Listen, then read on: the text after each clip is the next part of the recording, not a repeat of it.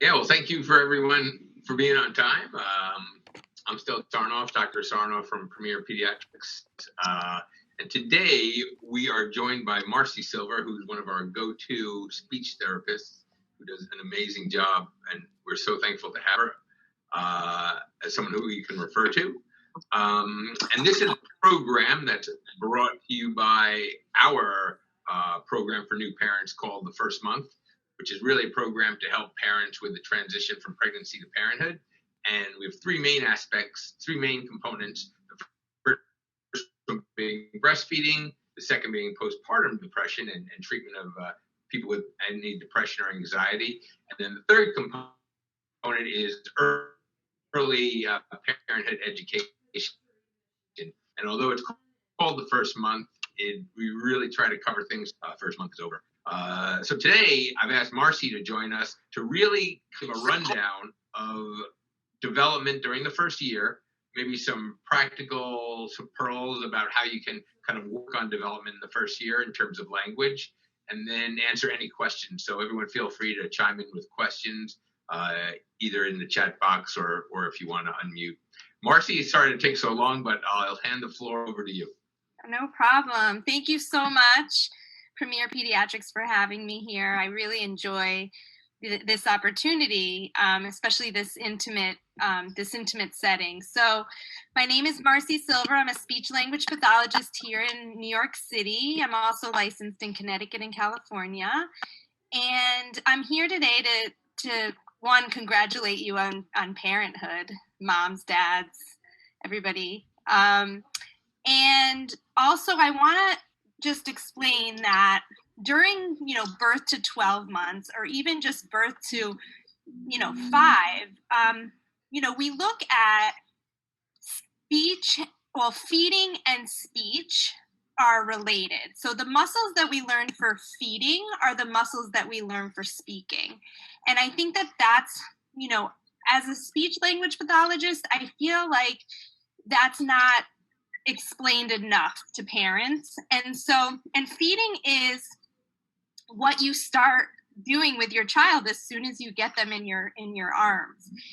And so when you first are handed your child to feed them, that's like the first line of communication you have with your child. You lock eyes, the child, wants to eat. So I wanted to cover that. I just wanted to give you a little bit of background. Also, I have worked in a number of settings, including hospitals and schools, and now I'm in a private practice. So I'm always here for questions. I will give you my information. And I also have an Instagram so that you can follow me for free strategies and things like that. Okay, so let's get started. The number one thing is to have fun with your baby. I know it can be stressful, and especially during that first month. And kids can feel that, infants feel when you're stressed or uneasy. So, try to think of it as, that fun experience. So we're going to go over the feeding milestones. So again, the muscles that we learn for eating are the muscles we learn for talking. Hold on here. I'm trying to find my screen. Bear with me. Okay, here we go. So from birth to 4 months, children start to learn to suck their fingers when near their mouth. They place hands on the bottle during feeding, and they recognize the nipple or the bottle, and they pat the bottle with one or both hands. So they're really just getting to know their mouths. And so it's important for you to engage them with that. So a practical strategy is, mimicking them, imitating them, showing them, yeah, this is your mouth. This is what we do to eat. And just, awareness around their mouth. So one of the things I wanted to share is that during we always think of feeding. We always think that eating is the main priority in life, right? We think, oh, eating, and your job as a mom is to, or a dad is to nurture, feed your baby. So actually, the number one priority is breathing. Okay. So breathing is super important for a baby. And so they need good breathing. Otherwise, eating is going to be difficult for them. Okay. And they also need, good stability when they're eating. So those are just some of the things that you'll learn when you're, breastfeeding or bottle feeding, that's a super important thing to remember. And so the second priority is for eating. So eating is only the body's second priority. We need breathing, postural stability, and then they are ready to eat.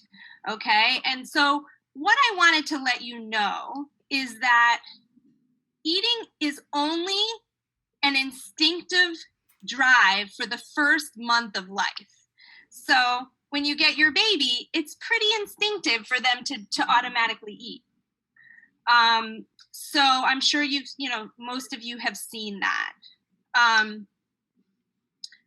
So for the first 3 to 4 months of age, we have primitive reflexes. We have rooting, we have sucking, we have swallowing, which helps us eat while we lay down the pathways to the brain, okay, for voluntary motor control.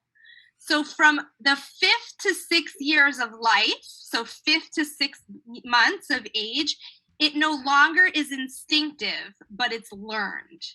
So you start to teach your child how to eat at 5 to 6 months of age. So your primitive motor reflexes drop off, and eating is now a learned motor behavior after 6 months.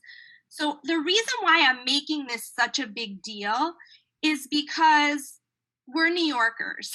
So we love intensity and a busy schedule and things like that. What I really want to make known is that kids need to learn how to eat sitting in a chair with somebody else showing them how to eat. So you go from milk to purees and crunchy foods on the sides. Now, you're going to say, well, why does feeding have to do with speech? Well, that's when you start to introduce pureed foods, 5 to 6 months.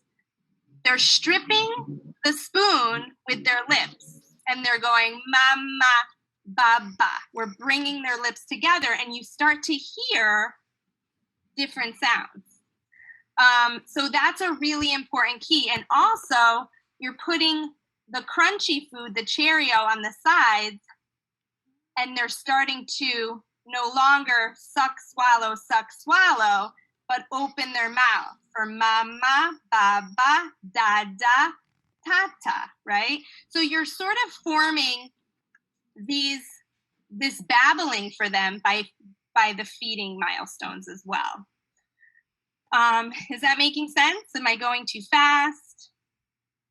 That's good? Okay. Can I just ask a quick question? There's been the move towards the infant-led weaning feeding, and I was wondering, does that seem to go contrary to the idea of having a pattern of introducing new skills, or are you comfortable with that as well? No, I think what happened is that we got away from like playing with the food and touching the food and getting the food all over your face. Now, if you remember, and I could be aging myself, but the Gerber commercials where the child's face is covered in puree and they're naked and there's food all over them. That is a very, very important sensory milestone for kids for feeding. So if we, and that's why that baby-led feeding, it's all about them exploring, not forcing these children into eating. So it has to be a play time, a fun time for children. And it needs to be communicative. It needs to be very engaging. And I think what happens again in New York City is we think it's just, we got to check it off our list. We have to feed the kid. And, we have the nannies feeding the children. We have, we're in a rush, but we forget that these kids need time to be exposed to food. So it's really important to put the puree on the table and for them to touch it and palm it and really experience the food. So that is and that is all part of speech and communication and sensory development too. You need to make sure that they touch the food before they taste the food. They need to smell the food before they taste the food. We can't just throw it in their mouth because they're not gonna, you don't know how they're gonna react. So, I'm a firm believer in playing with your food. And that being said, we think that eating is easy, and it's not. There's 32 steps in the eating process. So just, we don't just sit and eat. That's what we think. So that's why this is such an important step in communication and speech, because you start communicating with your child the minute he's in your hands. And the minute he's in your hands or she's in your hands, you immediately start feeding them. So that's where the engagement comes.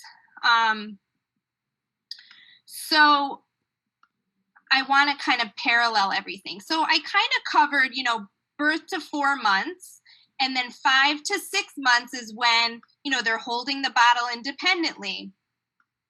And they're mouthing and gumming solid foods. Their mouth is open when a spoon is presented. So when you present a spoon to them at 5 to 6 months, they are going to do something with the food. And that's usually they're going to strip the food with their mouth. And so I just want to, tell you that from a speech perspective, from 0 to 4 months, so from birth to 1 month, you're going to hear those reflexive vocalizations like crying, burping, coughing, sneezing. Those are communication in the first month. That's telling you, oh, my kid, they sneezed, or your infant is crying. So that's your infant's way of communicating. And then they demonstrate non-reflexive sounds, similar to nasal sound. They're like, oh, my nose does something. So all of that is within the first month. And then the cooing and gooing at 2 to 3 months happens. So you see like vowel sounds, ooh, oh, So they're really they're using the back of their throat. They're going, so that again is from the suck, swallow. Their tongue is hitting. So they only they're just experimenting with the back of their throat. So that's why we call it cooing and gooing. And so them making those sounds, you can make those sounds too. Like mimicking them is super important. Trying to say, oh, you said something, I say something. It kind of sets them up for that. And then there's the exploration and expansion. And that's that 4 to 6 months. What I was telling you about, as soon as they gain better control of their laryngeal and their larynx and their articulation, they start to do raspberries, they growl, they yell, they have pup, pup, pup, pup, pup, pup, pup, ma, ma, ma, ma, ma. They start to babble. Okay, so we call that babbling. And so cooing and gooing is very different from babbling. They start to use vowels, more vowels with a consonant. So ba, ba, ba, or abba, abba. So those are the sequences up into the point. And that's why feeding, you'll see, is important, because your jaw changes from the suck, swallow pattern to up and down.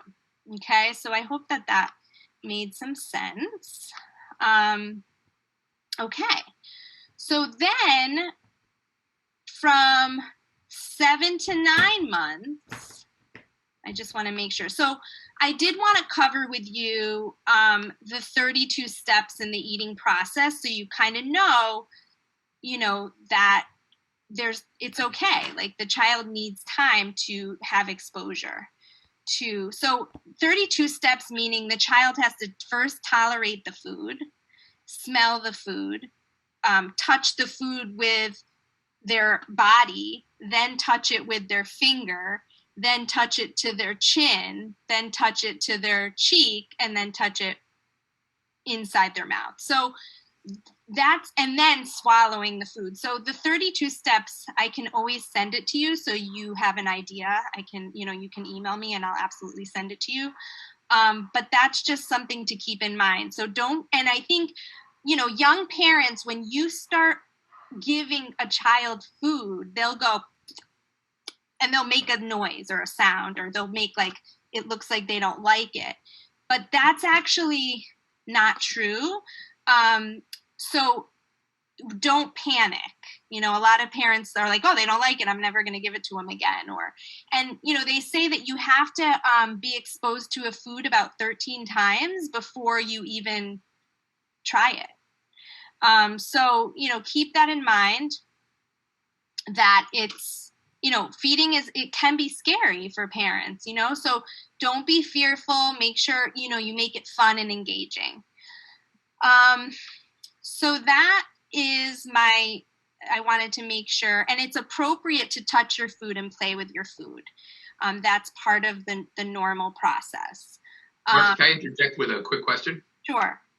Caitlin asked, do you find it typical for babies to become worse with bottles after starting solids? Their daughter no longer really tries to hold the bottle during feeding like she did when she was younger. So it depends. I have, yeah, absolutely. I mean, kids do different things. And I think that's a good thing if they want more food than they want milk. They still need their milk, but you can, introduce a straw or a cup, straw cup, a cup without a nose. I can send you to teach them drinking out of a cup. And you can start as early as 6 months. So yeah, they might not want the bottle, and that's actually good. I mean, I'm like a firm believer in like stopping the bottle as soon as the teeth come in. So 1 year, bottle is done. But you have a cup or a straw, because like I said, we go from suck, swallow to mama, ba, ba, and then the bottle is giving the child a mixed message. The tongue is stronger than pretty much any muscle in the body. We swallow. Our tongue, it controls our swallowing, it controls our talking, it controls so many things. And there's so many cranial nerves involved in that. So our tongue can control anything. It will grow around the object in their mouth. So even with a pacifier, I say 1 year, because the teeth start to grow around it, the lip starts to grow around it. So that's, super, super important. That's a great question. But eating is more important than, just as important as the milk, but feeding is a good thing. Eating is good. I hope that answered your question. Does that make sense? Yeah, thank you. Okay. Okay, so we are on to like 4 to 6 months. And let's see here. Okay, and like 4 to 6 months, they start to sit up. They have like course, they're starting to develop their core. They have tummy time. So they're really into toys, and the simple toys they love. Anything hanging, anything shaking, rolling, reaching. They're developing their core muscle strength, which we need for speaking. So if we don't have good core muscle strength, if they don't get that tummy time and that reaching and that we speak upon exhalation. So when we breathe in, we breathe and speak. So if we don't have that muscle strength, we're not going to have the muscles to speak. So it's very, very important that they develop their sensory motor system from 0 to 1 year. And, a lot of the things on the market there's so much on the market for kids now. And sometimes they're not the best for the child because they kind of cheat for the child. They cheat. So it's important for the child to experience even, walking in the city with your child. When the child starts to walk, by 12 months, we put them in the stroller. And because we're rushing and we have to get there, but these kids, they need to walk. They need to pull their body up. They need to climb. So that's what leads to good muscle, good core strength. So we really want to develop that as, from 0 to 1. Super important. Okay, so just trying to find my notes here again. It's like I always feel like, Marcia, at 6 months or 7 months, when kids have better tone in their sitting and they have better control over their hands, it just puts you in more opportunities to take in the world, which makes you more curious and just really kind of lights your mind up in terms of learning about speech. So I always feel like the ability to sit and see things from a different perspective is a huge milestone in terms of preparing you to be able to really work on speech, just because there's so much more to see and so many different perspectives to see it. And I'm so glad you said that, because pointing is the child's number one communication for understanding language and getting what they want, right? Because they're still not walking. They're not really talking. So pointing, you pretty much develop around 6 months to 12, 6 months. But that pointer is created by picking up Cheerios and picking up food. You see that pointer? It's a pincer grasp that we pick up to make that pointer happen. So again, pointing is a really good way to teach, your child. So any little books, like, those soft books, practicing pointing and, showing, but they learn quickly. Like, they start to point and tell you what they want and what they don't want. So I'm, the one of the first communications, nonverbal communications, is pointing. And we have to pay attention to the nonverbal communication. That comes with the babbling and the cooing. Waving, clapping,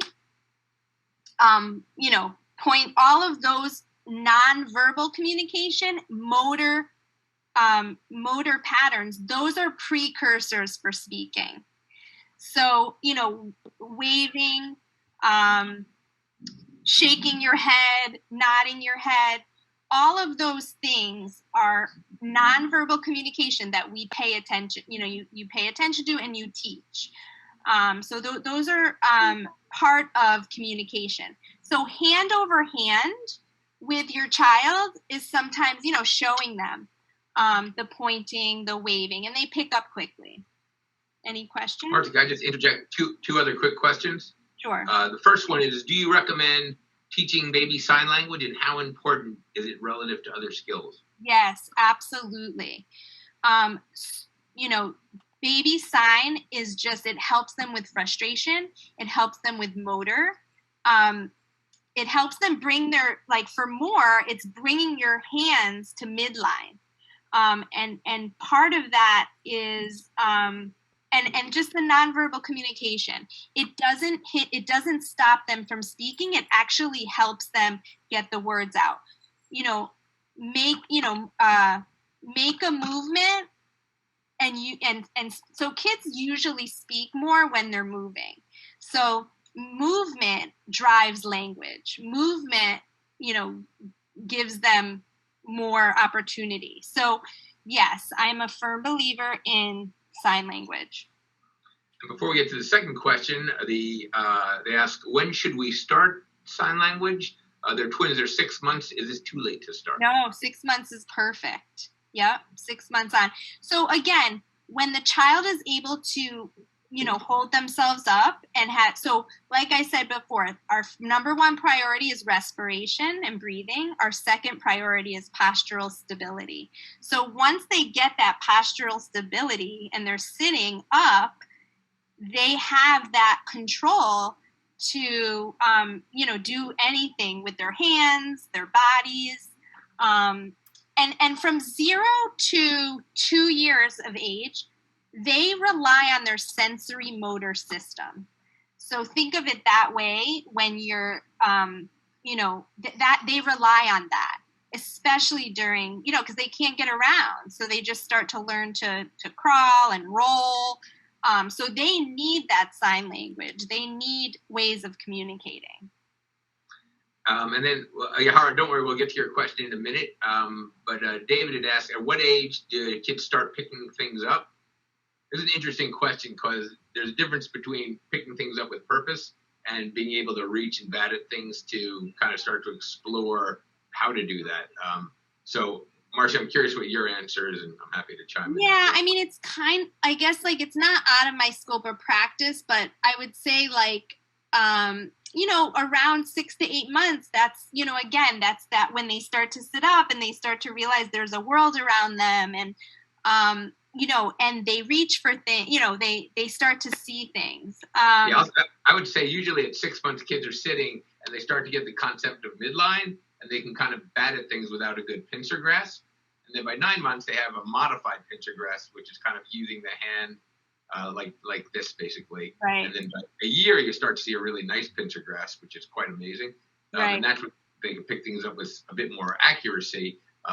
But so depending on how specific you're asking with that question, I'd say between 6 and 12 months, you see that process evolve.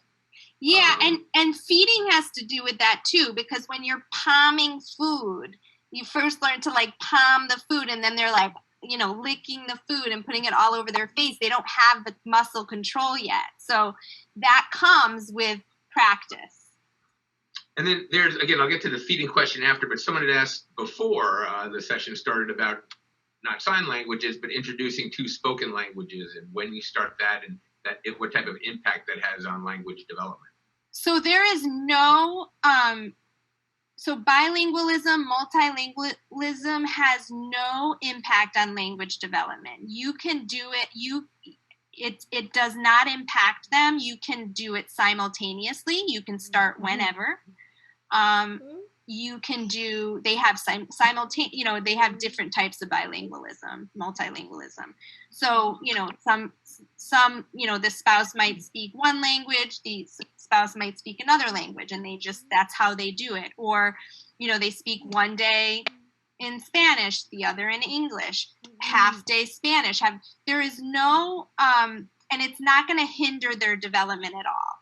And even if your child is impaired or is delayed, again, it's language. Some kids I have, you don't know what sound or what word is going to make them speak, hear a sound and they love that word. So they pick it up. So I just see that all the time. And that's, so I can send you more information on multilingualism if you would like. And then one more question before we move to the next stage. Someone is asking about, I'll just basically read it, any suggestions to help try to eat food for a baby on their own? They say, as parents, we put food on the placemat or in the bowl, and he doesn't try to go for the food much. When they started solids, he used to always want to grab at the food and play with it. Now he barely plays with it and doesn't ever try to put it in his mouth much. So that's interesting.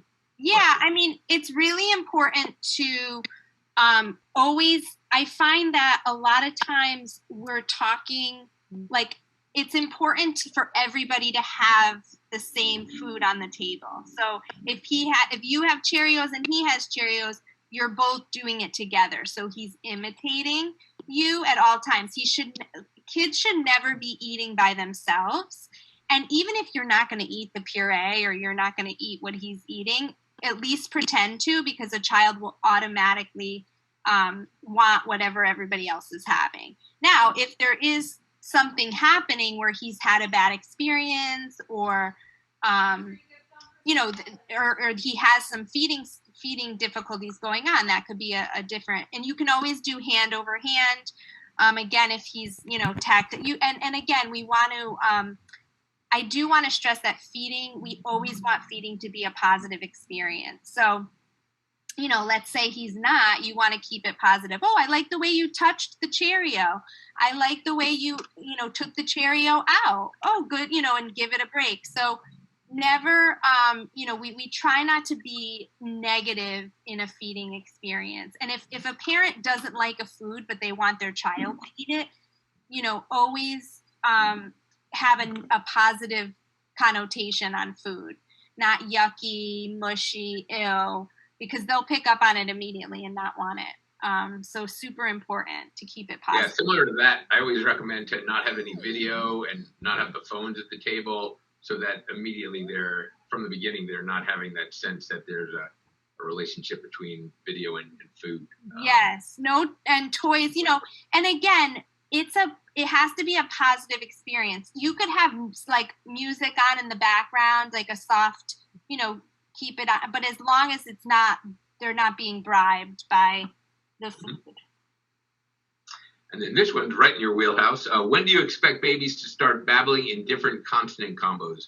Our daughter has been on Mama for quite a while without introducing other consonant vowel combinations. That's a perfect segue into the 6 to 9 month. Yeah. So Mama, yeah, excellent. So that will come. And you want to experiment with her too. So if she does ma ma ma ma ma ma ma, then you do something else. Ga ga ga ga ga ga ga. Oh. So don't always imitate your child. Like if she's got the imitation down, then you start a new babble. And it totally depends on what you're working on. But yeah, you can mix it up and give her other things to do as well. And, if she's saying ma, ma, ma, ma, ma for you, you say, yes, you said mom. I like how you said mama. So you want to give her credit for, the word that she's using or forming. So yes, I would say, 6 to 9 months, they're really experimenting with different sounds. So that's super important for you, for you to see that it's called variegated or babbling it's called canonical babbling, 7 to 9 months. So you'll see that CV syllables, so ma, ma, ma, and it's more adult-like in timing. So it sounds more like a word. You'll hear reduplicated syllables, the ba, ba, ma, ma, and different no, like na, na, na, no, like the N, the N starts to come in, the la, la, la, la, la. So all the sounds start to increase. Da, da, ta, ta, T, and D start to come in. So the frontal sounds start to come in because you're introducing straw, which is in the front of the mouth, and the cup is in the front of the mouth. So you go from back of your throat, from the suck, swallow pattern to the front of our mouth, mama, baba, etc. That's interesting. Yeah. So I always heard the concept of sound inventory, where kids are developing sounds, not yet realizing that sounds are symbols, and then so you're really acquiring sounds at this age. So the idea of kind of being close to your face, kind of touching your face as you're making sound, so they can acquire these different skills. Yes, exactly. Yeah, so, and from 6 to 9 months, from a feeding perspective, they're feeding themselves crackers. They're drinking from a cup from like 6 to 9 months by an adult, and losing some of the liquid. So they'll drink from a cup, but they're going to lose some of the liquid. It's going to be messy. And they reach for a spoon when presented, or they bang a spoon. So that's, they're getting to know their materials in front of them. And so from 6 to 9 months, it's okay. They still want to be fed by a parent. And so I think the turn taking is super important. So, like if you're trying to get your child to just eat his meal, you could do turn taking. I do a spoon and then you take a spoonful. I take, so that's practicing eating for them and, turn taking so you can get it. And again, that's engagement, that's speech, that's language, that's learning social language as well. Marcy, do kids take an open cup at 6 months? Like, should they be doing that? No, like you can practice. They have now these cups that have no, they have like a lip, but it's, it's covered. So that's a really good cup because they can, put their lips together. There's these open cups that you teach, but no, I mean, it should be, it'll be messy. Yeah, it'll be messy. And then just a quick question before we move forward. Someone asked about the milestones that you're discussing. Do they differ for premature babies? Yeah, I would say yes. I think that with premature babies, we have to see where they are from a developmental level. You're still going to follow, systematically. So, most of these developmental norms are systematic in nature. You can't do one without the other. So for an premature infant, depending on, if they had, tubes or any of that, it's going to take time. And it's like, how long were they on the tubes? How, that's definitely a really good question. And so, we don't want to rush that either. And that's a huge, that they go through a lot with feeding. Feeding is we see a lot of that with infants. And so take your time and they will get there, with following the milestones. But there's a lot of sensory things that happen when experiencing being premature, and maybe not, like some just skip some of the steps and move forward. So, but we want them to go through the steps so that there's no gap. There's not a gap. And usually when a child skips something, we want to make sure we look at it and say, okay, like they talk about, I'm not a physical therapist, but you want to be scooting, you want to be crawling. Those are all very important milestones for a lot of different things. So very good question. Okay. Yeah, so now you're just, I would say that all of the sounds start to come in, they start to experiment, and then it's one word, 1 year. So, if they have 1 word, by 1 year, again, we look at that. It doesn't mean like, okay, they're 1 year, they don't have a word, they're delayed or whatever. But we look at it and we say, okay, were all of these other milestones met? And that will, so 1 year, 1 word. As far as toys for these little ones, again, any trial cause effect toys. They press something pops out. Rattles, making noise. Putting, a ball in, taking it out. Pouring out, putting back in. So those kinds of toys, and again, language is very much based, and speech is based on how many words they have. So like their toys are going to be one step. You push something, it goes up. And my advice to you is keep it simple for speech. Simplify your language. And it depends. You read like, oh, you should be talking to your child all the time. That's one of the things I hear. And I say, not necessarily. Silent time and quiet time is when they hear themselves and they start to experiment. If we're constantly, jumping in on top of whatever they said, if they're going, mama, mama, mama, mama, we're like, yeah, mama, mama, mama, mama. If they don't have time to process what they're saying. So let it stop, and then you say. Let it stop, and then you say.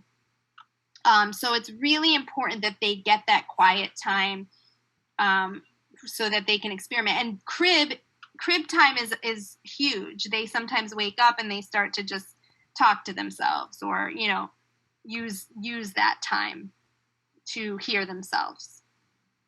That's a great piece of advice. I love that. That makes a lot of sense. Yeah, I see it a lot, and I think it's just kids need to be talking, and it's not necessarily. And listen, you might be working on following a direction with your child, so it's like, give me the ball. Keep it simple, because we go, can you give me the ball? Okay. So you're asking a question, and then you're giving him a yes/no question. So keep it simple. If you're asking for them to give you a toy, which is something you would work on around, when they start playing, oh, give me ball. So they give you the ball. But what I hear is, parents will be like, oh, he doesn't follow the direction. And I'm thinking, well, you didn't ask it that way.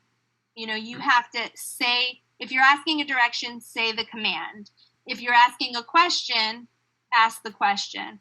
A lot of times we put okay next to, whatever we're having them doing. So then that's confusing to them. They were given a direction, and then they're asked a yes/no question. So they'll say no. That'll be their answer. Sure. Just a quick question. When do you consider mama or dada to be a word versus just a sound they're making? Yeah, so it depends. Like when they first start babbling, that's, they're working on their babbling, and so we call that babbling. So like mama, mama, mama, they're just, eating or whatever they're doing. But then we call it reciprocal babbling. And that's when they say something, you say something. They say something, you say something. So then you're teaching them, oh, that's a conversation. So they're like, mama, mama, mama, mama. And then they stop. And then you say, da, da, da, da, da, da, da. And then you stop. And then they go. So that's reciprocal babbling. But if they're pointing to mama, mama, mama, mama, and it's you say, yes, I'm mom. If he's going mama, mama, mama, and it's a mouse, you say, yes, that's a mouse.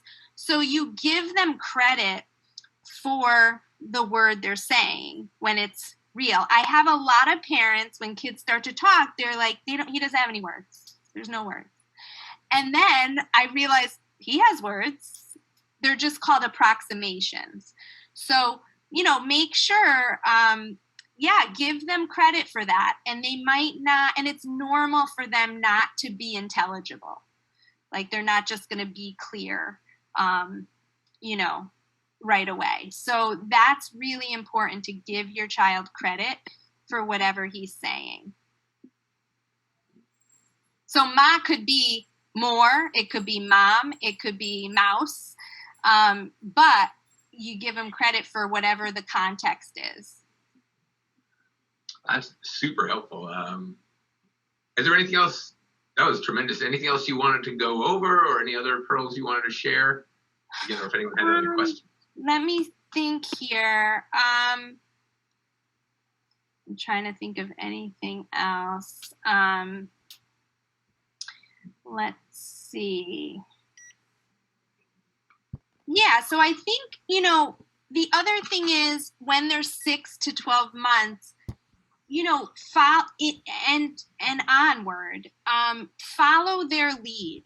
If they're on their stomach, you get on your stomach. If they're on their back, you lay on your back. If they, are crawling, you crawl with them. So they need to see that, and they love to mirror whatever we're doing. That's what they want. So I always say a child can't learn, they can't learn on unless they get on the table. They can't learn under unless they're under the table. They have to learn that from their physical body, especially because they, again, are relying on their just their sensory motor system. And more so their sensory right now, because they're not moving yet, really. They're walking, they start to. And then just model their behavior. So if, I always say like, down, up, roll, stop. Is this live? So I really simplify my language with them that age. I think you're so right on the interplay between different types of development and how important it is to like use gross motor and fine motor and social skills to help kids understand language in the context of their overall development. So I thought that's a great tip. Yeah, and I find, It's a really nice question to go out on. Oh, good. Okay. Oh, no, go ahead. I'm sorry. Oh, no, I just think, we, some of us have had child experience. Some people haven't, right? And it's your first child and you're like, I've been in a business my whole life. I don't know. And so my advice to you is use the floor. Get on the floor and just be eye to eye with your kid and enjoy them and have fun and copy them. They love that. And it can be, some people are like, I don't play, I don't know how to play with my kid. And it's like, you imitate them. They love that. And just, follow their lead, and that's going to build their language. And if you just say one word with them while you're on the floor, that's language development. Yeah, that's awesome advice. Yeah. So they say, Rebecca asks, what are some good resources for tips, exercises for both eating and speech, preferably Instagram or YouTube? Struggling to find time to read books right now. Sure. I'm putting it in the chat. It's Silver Speech Services. That's my Instagram. And yeah, I post things all the time and I can absolutely, you can be in touch with me. I'll send my email along. Yeah, anything, that comes up that any concerns, you can email me so I can be of help for sure. But yeah, feeding, I find,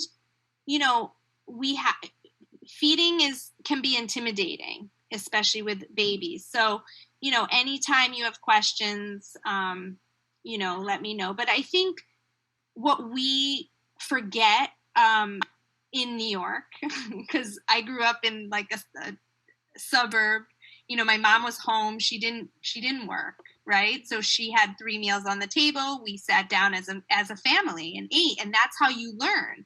And in most cultures, if you think about it, if you're Italian, if you're Greek, if you're Chinese or whatever, we sit around and we eat together. But in New York, we have a bar to eat. We barely have a kitchen table, and the kids lose sight of what mealtime looks like, and nobody's sitting with them. They're in their high chair, like waiting for their food. Like, when is someone gonna, they don't know, because we don't have it set up that way. So just keep that in mind. That's some advice, and if you are working, the nanny, the babysitter should be sitting with your child and teaching them and eating together, and showing them that skill, instead of like, feeding them, just getting it done. We have to teach these kids to eat, because I get a lot of phone calls about feeding.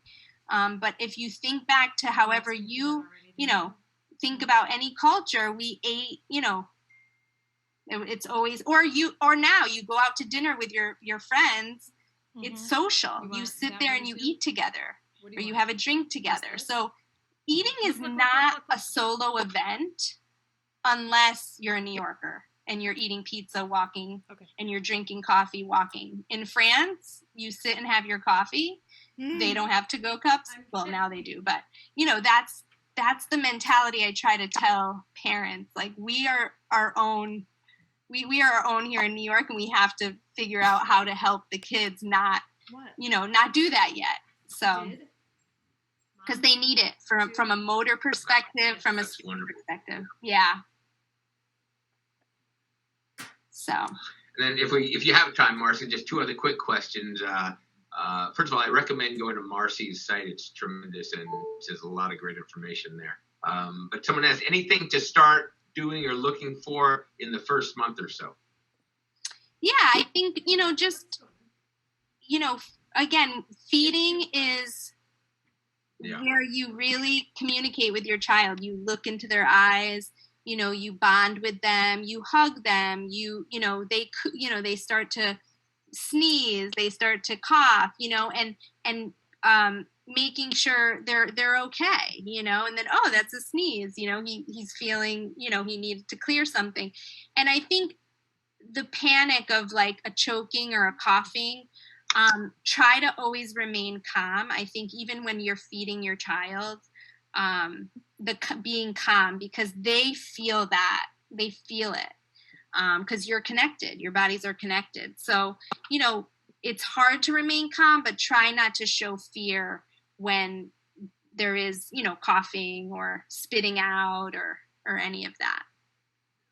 And also, I think the first month, it's really important to just be present and just you're learning so much about your baby. It's a lot of it is just trying to understand each other. It's not as much about the teaching. It's more just about learning the first month of learning how to communicate and see each other's cues. I would say listen to your baby. Just listen. Read your baby's body. And then here's a great one to go out on. I find it hard to eat when I'm feeding my baby because it is so messy. What age do you recommend that it's best to start eating together? Eating is from birth on, and messy is part of the feeding process. So it is going to be messy. So you're going to buy one of those big cloths to put under the table so you can just take it when it's done, when the food is gone. But without messy eating, they will develop aversions to food if they're not allowed to touch the food. And if you're wiping your baby down, they will start to have aversions and not want to be near, touch food, put it in their mouth. So we have to let them participate in the messiness, and we have to be messy too. Excellent. Well, thank you so much. I think we'll start. There's a lot of information on the first month. Marcy contributes to that as well. So Megan's posted the address for that.